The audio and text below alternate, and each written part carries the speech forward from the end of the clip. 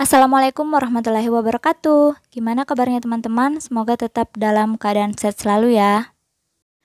Pada video kali ini akan membahas tentang soal HOTS SKB Kemdikbudristek tahun 2021 tentang Tridharma Perguruan Tinggi. Salah satunya yaitu tentang program kreativitas mahasiswa.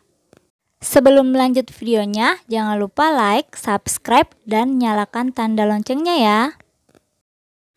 Oke, langsung ke soal pertama. Direktorat Jenderal Pendidikan Tinggi melalui Direktorat Pembelajaran dan Kemahasiswaan atau Bilmawah melakukan berbagai hal untuk menumbuh kembangkan inovasi dan kreativitas mahasiswa di Indonesia. Pertanyaannya, siapakah Direktur Direktorat Pembelajaran dan Kemahasiswaan atau Bilmawah? Apakah A. Dr. Ridwan MSc, B. Dr. Muhammad Sofyan Effendi MED, apakah C. Prof. Aris Junaidi PhD, atau D. Dr. Paristianti Nurwardani MP? Ya, jadi jawaban yang benar adalah C. Prof. Aris Junaidi PhD. Untuk penjelasannya, teman-teman bisa lihat pada situs kemdikbud.go.id. Di situ pada tabel susunan Direktorat Jenderal Pendidikan Tinggi terdapat nama jabatan Direktur Pembelajaran dan Kemahasiswaan. Namanya adalah Prof. Aris Junaidi PhD. Kemudian ada foto beliau. Oke, lanjut ke soal nomor 2. PKM dikembangkan untuk mengantarkan mahasiswa mencapai taraf pencerahan kreativitas dan inovasi berlandaskan penguasaan sains dan teknologi serta keimanan yang tinggi.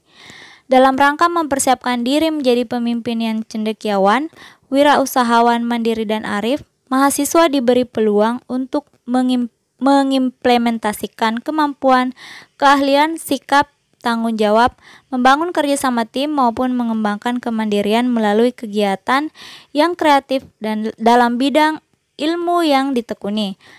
Pertanyaannya, PKM dilaksanakan pertama kali pada tahun apakah A. tahun 2001, B. tahun 2002, C. tahun 2003, atau D. tahun 2004? Jadi jawaban yang benar adalah A. tahun 2001.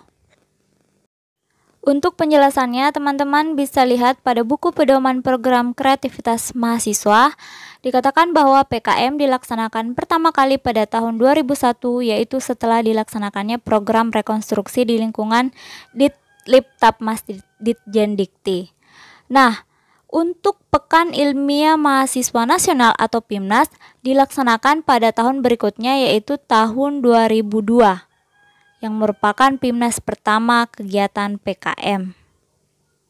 Jadi teman-teman harus membedakan kapan PKM pertama kali dilaksanakan dan kapan PIMNAS pertama kali dilaksanakan. Lanjut ke soal nomor 3. Ina adalah mahasiswi S1 di Universitas Hasanuddin. Tahun ini dia akan mengikuti PKM Riset atau PKMR. Manakah pernyataan di bawah ini yang sesuai dengan kriteria PKM Riset atau PKMR? Apakah A. kriteria keilmuan tidak terikat bidang ilmu, B. inti kegiatan berupa solusi iptek atau teknologi atau manajemen bagi mitra non-profit, atau C. pendanaan PKM Riset 10-15 juta, atau D. PKM Riset diperuntukkan bagi mahasiswa strata 1 di seluruh perguruan tinggi? Jadi jawaban yang benar adalah D. PKM Riset diperuntukkan bagi mahasiswa strata 1 di seluruh perguruan tinggi. Untuk bagian A, kriteria keilmuan tidak terikat bidang ilmu itu salah, karena kriteria keilmuan untuk PKMR harus sesuai bidang ilmu. Bagian B, inti kegiatan berupa solusi iptek bagi mitra non-profit juga salah, karena inti kegiatan PKMR adalah berupa pengamatan mendalam berbasis iptek untuk mengungkap informasi baru. Kemudian bagian C, pendanaan PKM Riset 10-15 juta itu juga salah, karena pendanaannya 5-10 juta. Untuk penjelasannya, teman-teman bisa lihat pada buku pedoman program kreativitas mahasiswa. Pada tabel kriteria PKM dijelaskan skemanya apa saja, inti kegiatannya bagaimana, kriteria keilmuannya bagaimana, pendanaannya bagaimana atau berapa besar, kemudian luarannya apa saja yang harus dipenuhi. Lanjut ke soal nomor 4. Agustina adalah mahasiswi S1 di salah satu perguruan tinggi di Indonesia. Tahun ini dia akan mengikuti PKM GFK atau Gagasan Futuristik Konstruktif. Mulai tahun 2021, mahasiswa yang mengikuti PKM GFK dapat mengajukan proposal pendanaan untuk menyusun video bagi yang lolos didanai. Pertanyaannya, apa tujuan dari PKM GFK? Jawaban yang benar adalah D. Mengungkap hubungan sebab akibat, aksi reaksi, rancang bangun, perilaku sosial, ekonomi, pendidikan, kesehatan, atau budaya, baik dalam aspek eksperimental maupun deskriptif. Untuk penjelasannya, teman-teman bisa lihat pada buku pedoman PKM. Pada tabel PKM GFK, ada topik dan tujuan dari PKM. Teman-teman bisa baca dan pahami bukan saja dari PKM GFK namun skema PKM lainnya. Oke, lanjut ke soal nomor 5. Rahmat adalah seorang mahasiswa jurusan agribisnis di salah satu perguruan tinggi di Indonesia. Dia akan mengikuti PKM yang mewajibkan adanya surat pernyataan kesediaan bekerja sama antara pengusul dan calon mitra. Surat termaksud disertakan dalam lampiran proposal. Pertanyaannya, jenis PKM yang dimaksud adalah apakah A. PKM penerapan iptek, atau B. PKM gagasan futuristik konstruktif, atau C. PKM riset, atau D. PKM karya cipta. Jadi jawaban yang benar adalah A. PKM penerapan iptek atau disingkat PKMPI. Untuk penjelasannya, teman-teman bisa lihat pada buku pedoman PKM. Pada tabel PKMPI dijelaskan bahwa PKMPI bertujuan untuk membuka wawasan iptek mahasiswa terhadap persoalan yang dihadapi dunia usaha mikro sampai perusahaan besar, atau masyarakat yang berorientasi pada profit, seperti bidan yang memiliki klinik bersalin, petani, nelayan, pedagang, tukang beca, dan lain-lain. Nah, PKMPI mewajibkan adanya surat pernyataan kesediaan bekerja sama antara pengusul dan calon mitra. Surat termaksud disertakan dalam lampiran proposal. Lanjut ke soal nomor 6. Mariam dan Habibah adalah mahasiswi di kampus ternama di Indonesia. Sekarang keduanya sedang melaksanakan KKN di Desa Patanyamang, Kecamatan Camba, Kabupaten Maros. Kedua mahasiswi tersebut melakukan kegiatan penulisan artikel ilmiah yang bersumber dari hasil kegiatan akademik lainnya dalam bidang pendidikan, penelitian, atau pengabdian kepada masyarakat sebagai hasil kerja kelompok selama ber-KKN. Pertanyaannya, jenis PKM yang dimaksud adalah apakah A. PKM penerapan iptek, atau B. PKM gagasan futuristik konstruksi, atau C. PKM artikel ilmiah, atau D. PKM karya cipta? Jawaban yang benar adalah C. PKM artikel ilmiah atau PKM AI. Untuk penjelasannya, teman-teman bisa lihat pada buku pedoman PKM. Pada tabel PKM AI dijelaskan tujuan PKM artikel ilmiah adalah memberi pengalaman mahasiswa menghasilkan karya tulis ilmiah. Merupakan program penulisan artikel ilmiah yang bersumber dari hasil kegiatan akademik lainnya dalam bidang pendidikan, penelitian, atau pengabdian kepada masyarakat. Misalnya studi kasus, praktik lapang, KKN, PKM, magang yang merupakan hasil kerja kelompok. Oke, lanjut soal nomor 7. PKM GT merupakan wahana mahasiswa dalam berlatih menuliskan ide kreatif sebagai respon intelektual atas persoalan aktual yang dihadapi masyarakat. Ide tersebut seyogyanya unik, kreatif, dan bermanfaat, sehingga idealisasi kampus sebagai pusat solusi dapat menjadi kenyataan. Pertanyaannya, manakah pernyataan di bawah ini yang sesuai dengan tahapan PKM GT? Apakah A. Mahasiswa tim PKMGT peserta PIMNAS mengunggah poster? B. Mahasiswa tim PKMGT peserta PIMNAS mengunggah poster dan video luaran? C. Mahasiswa mengunggah video luaran PKMGT ke YouTube durasi 3-7 menit dengan resolusi minimal 480p. D. Mahasiswa tim PKMGT peserta PIMNAS mengunggah poster dan artikel ilmiah. Jawaban yang benar adalah A. Mahasiswa tim PKMGT peserta PIMNAS mengunggah poster. Untuk penjelasannya, teman-teman bisa lihat pada buku pedoman PKM pada poin tahapan PKMAI dan PKMGT nomor 11, yaitu operator melakukan registrasi peserta PIMNAS. Mahasiswa tim PKMGT peserta PIMNAS mengunggah poster. Lanjut ke soal nomor 8. Tim penilai proposal PKM melakukan penilaian proposal secara daring dalam 2 tahap, yaitu tahap pertama evaluasi. Pertanyaannya, manakah aspek-aspek yang bukan termasuk penilaian tahap pertama? Apakah A. Kesesuaian persyaratan administrasi yang bersifat wajib, B. Kesesuaian format proposal dan penulisan dengan pedoman PKM yang berlaku, C. Tingkat kreativitas program yang diusulkan, atau D. Kesesuaian program yang diajukan dengan bidang PKM yang dipilih. Jawaban yang benar adalah C. Tingkat kreativitas program yang diusulkan. Untuk penjelasannya, teman-teman bisa lihat pada buku pedoman PKM bahwa poin tingkat kreativitas program yang diusulkan termasuk ke dalam penilaian proposal tahap kedua.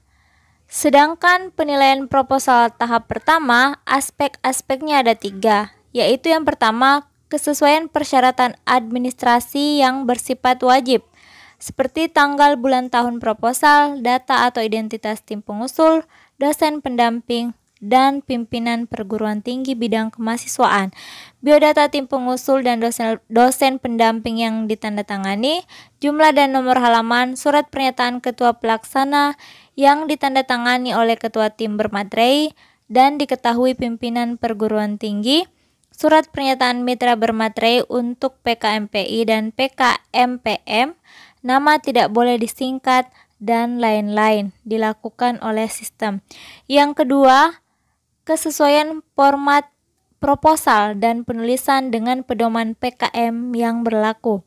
Dan yang ketiga adalah kesesuaian program yang diajukan dengan bidang PKM yang dipilih.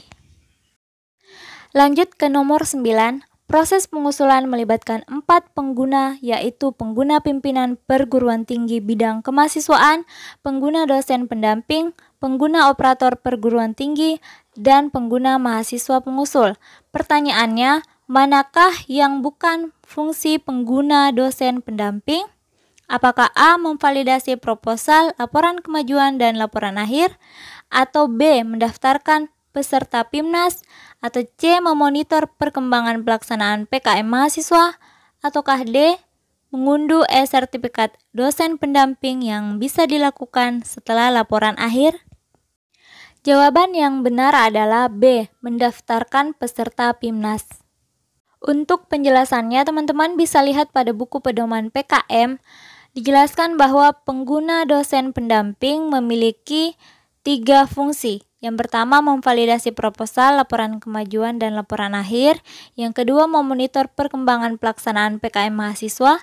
Dan yang ketiga adalah mengunduh e-sertifikat dosen pendamping yang bisa dilakukan setelah laporan akhir. Jadi poin mendaftarkan peserta atau mahasiswa sebagai peserta PIMNAS bukan merupakan fungsi pengguna dosen pendamping. Lanjut ke soal nomor 10. Ada 5 komponen. Yang pertama, BEL MAWA, yang kedua perguruan tinggi, yang ketiga tim penilai, yang keempat operator perguruan tinggi, yang kelima mahasiswa pelaksana PKM. Pertanyaannya, manakah yang termasuk 4 komponen persiapan penilaian kemajuan pelaksanaan atau PKP 2? Apakah A 1, 2, 3, dan 4, B 1, 2, 3, dan 5, C1, 2, 4, dan 5, ataukah D1, 3, 4, dan 5? Untuk jawabannya bisa kita lihat pada buku pedoman PKM. Terdapat informasi bahwa tahap persiapan PKP2 melibatkan 4 komponen, yaitu Belmawa, perguruan tinggi, tim penilai, dan mahasiswa pelaksana PKM. Berarti poin keempat, operator perguruan tinggi, tidak termasuk ke dalam komponen PKP2. Jadi jawaban yang benar adalah bagian B, 1, 2, 3, dan 5. Lanjut ke soal nomor 11. Penelitian yang mengungkap hubungan sebab akibat, penelitian deskriptif tentang perilaku sosial, ekonomi, pendidikan, kesehatan, atau budaya masyarakat, baik terkait dengan kearifan lokal maupun perilaku kontemporer adalah apakah A. PKM riset eksakta, B. sosial humaniora, C. PKM artikel ilmiah, ataukah D. PKM karya cipta? Jawaban yang benar adalah B. Sosial humaniora atau PKM RSH. Untuk penjelasannya, teman-teman bisa lihat pada buku pedoman PKM bahwa jenis PKM yaitu PKMR terbagi atas dua, yaitu PKM riset eksakta dan PKM riset sosial humaniora. Nah, PKM RSH atau riset sosial humaniora meliputi penelitian yang mengungkap hubungan sebab akibat, penelitian deskriptif tentang perilaku sosial, ekonomi, pendidikan, kesehatan, atau budaya masyarakat, baik terkait dengan kearifan lokal maupun perilaku kontemporer. Nah, sedangkan untuk PKM riset eksakta meliputi penelitian yang mengungkap hubungan sebab akibat, aksi reaksi, rancang bangun, eksplorasi materi alternatif, desain produk atraktif, blueprint, dan sejenisnya atau identifikasi senyawa kimia aktif. Jadi itu perbedaan PKM RE dan PKM RSH. Lanjut ke soal nomor 12. PKM yang bertujuan menumbuhkan pemahaman dan keterampilan mahasiswa dalam menghasilkan komoditas unik serta merintis kewirausahaan yang berorientasi pada profit, namun dalam hal ini lebih mengutamakan keunikan dan kemanfaatan komoditas usaha, ada muatan intelektual daripada profit. Pelaku utama adalah mahasiswa, sementara pihak lainnya hanya sebagai faktor pendukung adalah apakah A. PKM gagasan futuristik konstruktif atau PKM GFK, atau B. PKM artikel ilmiah, PKM AI, atau C. PKM karya cipta, PKM KC, atau D. PKM kewirausahaan, PKMK. Jadi jawaban yang benar sudah jelas ya, karena ada kata kunci kewirausahaan, berarti yang benar adalah D. PKM kewirausahaan atau PKMK. Untuk penjelasannya teman-teman bisa lihat pada buku pedoman PKM. Dikatakan bahwa PKMK bertujuan untuk menumbuhkan pemahaman dan keterampilan mahasiswa dalam menghasilkan komoditas unik serta merintis kewirausahaan yang berorientasi pada profit. Namun dalam hal lebih mengutamakan keunikan dan kemanfaatan komoditas usaha, ada muatan intelektual daripada profit.